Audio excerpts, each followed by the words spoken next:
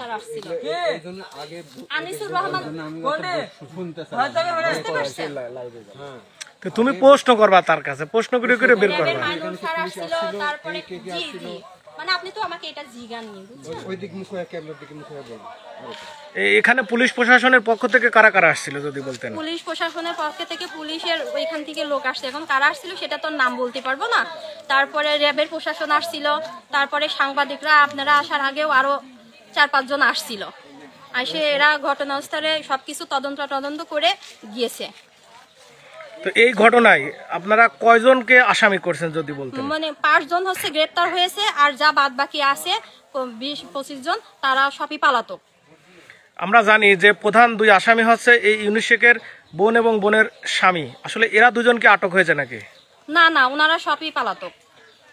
তো এদেরকে আসামি করেও কি আপনি মামলা করছেন? জি, ওনারা মনে করেন যে এই মুক্তার শেখই তো প্রথম আসামি।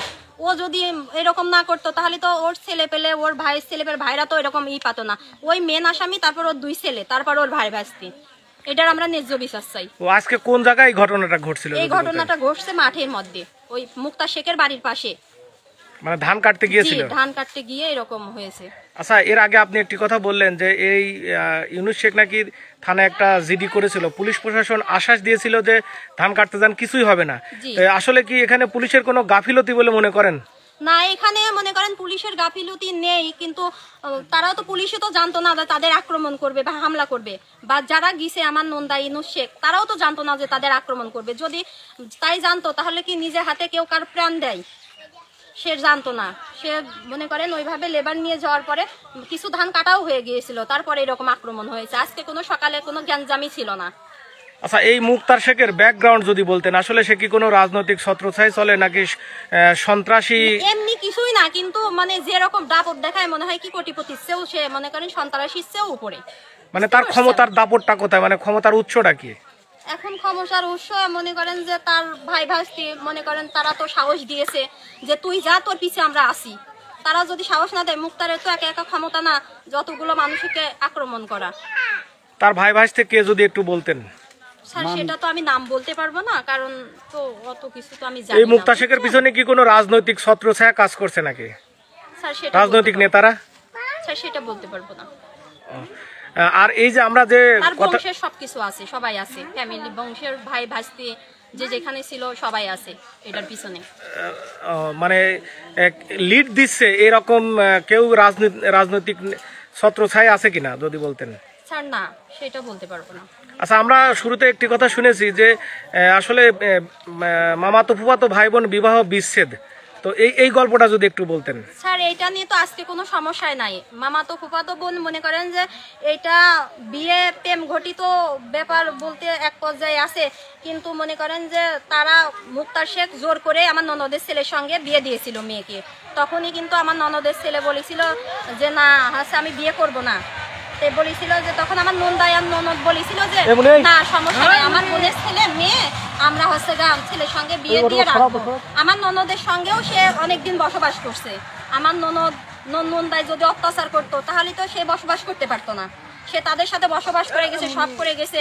এখন মনে করেন মেন পর্যায়ে ছেলে বাসায় নেয় না, ছেলের মায়ের সংসারে কাজ আছে। কোনো ছেলে কি চায় মাকে কষ্টে রেখে বউকে বাসায় নিয়ে যেতে? সবাই তো আর চায় না।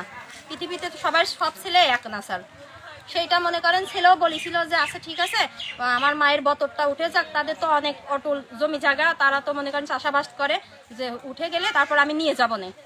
তারপরে মনে করেন মুক্তা শেখ তার মেয়ে দিয়ে তার শ্বশুর বাড়ির সংসারে কাজ করতে দেবে না, না দিলে পরে মেয়েকে শিখা দিয়েছিল যে তুই হয়তো কিছু আত্মহত্যা করতে যাবি।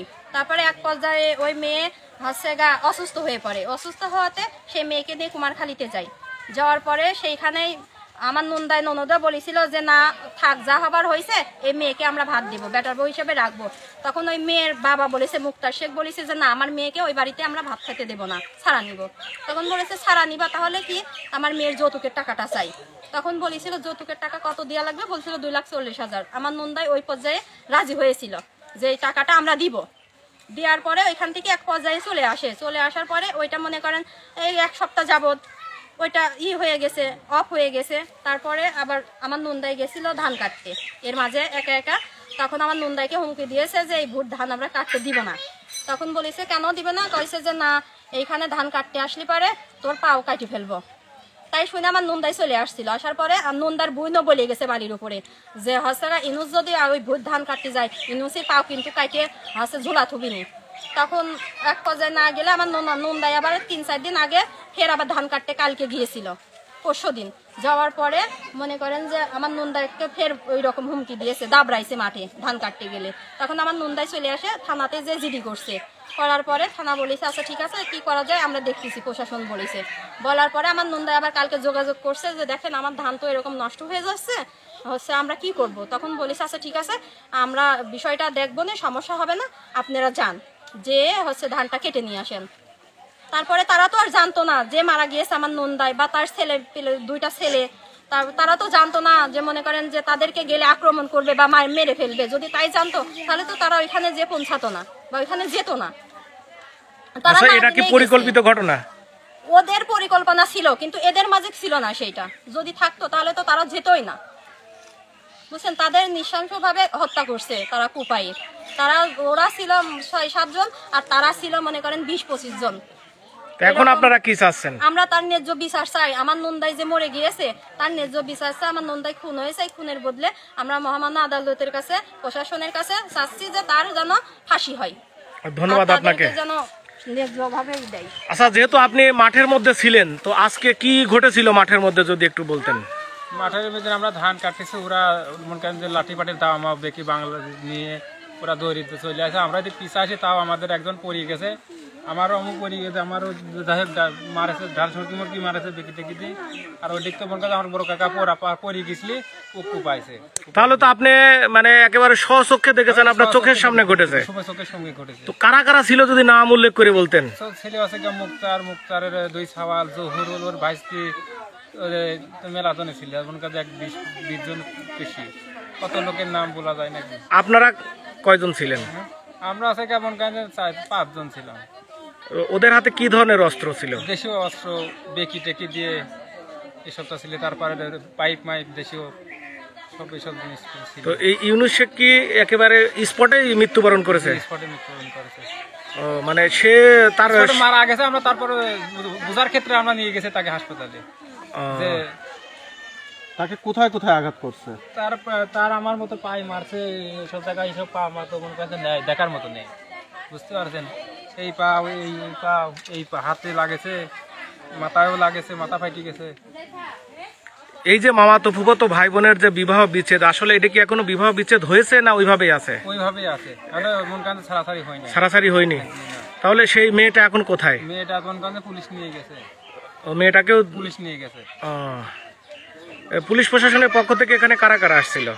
পুলিশ প্রশাসনের পক্ষ থেকে মন করেন যে ওরাই মেম্বার, মানে ওদের সাথে হাত আছে, ওই মানে ওর সাথে ওর সমাজের লোক ওই মেম্বার সে আসলে, তার নাম আমিরুল। সেই আবার পুলিশ দিয়ে আমার একজন দিক মারাইছে। তার পক্ষ থেকে আমার লোক সে দাঁড় করা থাকে একজন আমার পুলিশ দিয়ে আমার লোকে মারাইছে। পুলিশ মারেছে আপনাদের? মারেছে আমার। কোন পুলিশ?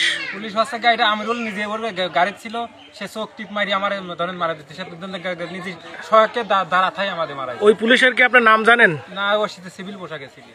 আপনি বুঝলেন কি করে যে পুলিশ মার্কারে ওরা সব 4-5 পুলিশের মতো গাদ দিই, বোঝেন নাই।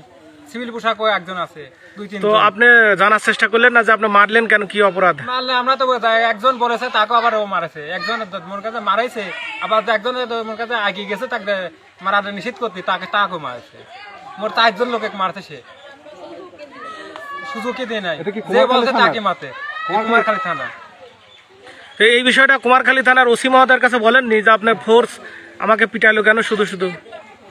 পিটালো আছে আবার একজন, আবার আবার একজন ধরেও নিয়ে গেছে। ওই আমিরুল নিজে থাকে ধরা দিছে। আমিরুল কে? আমিরুল আছে ওই মেম্বার, আমিরুল মেম্বার, ডারিং মেম্বার। কোন ওয়ার্ডের? ওই 4 নম্বর ওয়ার্ডের। সে তার পক্ষ হয়ে এই কাজটা করাইছে, আর তার সমাজ জামাত তার সাথে। ওকে, ধন্যবাদ।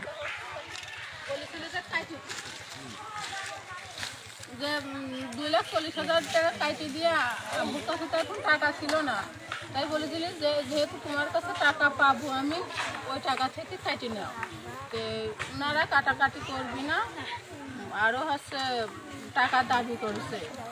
আমার আব্বা যখন বলেছে যে না আমি এরকম দেবো না, আমি হচ্ছে টাকা তোমার কাছে পাবো সেটাই হচ্ছে কাটি দেবো, ওইটা আমি ওনারে রাখ দেখি, সেই জন্য আর কি ধান কাটতে দেয়নি।